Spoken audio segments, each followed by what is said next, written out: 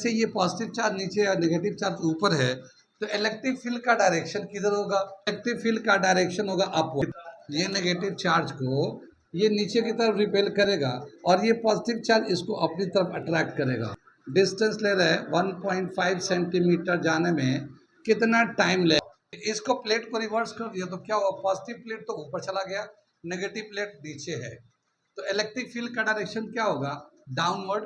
अभी ये प्रोटॉन है, ये पॉजिटिव चार्ज है, तो एक डाउनवर्ड फोर्स लगेगा इस पे, और ये नेगेटिव चार्ज है तो ये भी नीचे की तरफ अट्रैक्ट करेगा, प्रोटॉन को अट्रैक्ट करेगा। तो इस केस में भी दोनों फोर्स नीचे की तरफ काम करेगा, यानी फोर्स भी नीचे और फील्ड भी नीचे।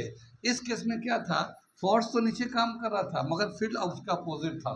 1.5 सेंटीमीटर आने में टी टाइम टेकन कितना होगा? फ्री फॉल इन ग्रेविटी होता है, कोई भी बॉडी हो, चाहे वो छोटा हो चाहे बड़ा हो, दोनों को टाइम टेकन बराबर ही होता है।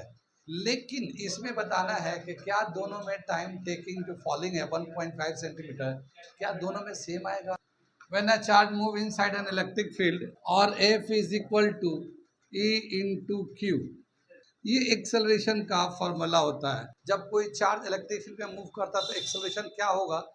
E q upon m, a t square. अब करेंगे तो जीरो ले लेते हैं initial time taken by to t e square, time taken by electron. तो ये time taken equal to 2h, और ये होगा electric field into electron, charge of electron upon mass of electron, ये रूट में E इंटू ई, root में electric field, ये आ गया। ये हमें फॉर्मूला याद रखना है। सिर्फ टाइम नहीं, बहुत सारी चीजें निकालने के लिए पूछा जा सकता है। ये फॉर्मूला टाइम ऑफ फॉलिंग का याद करना है। तो time taken to fall proton is equal to charge of proton EP, q भी लिख सकते हैं। इसको जब सिंप्लीफाई करेंगे, ये दे रखा है, ये time of falling of proton निकालते हैं तो इसमें सभी वैल्यूज डाल देते हैं।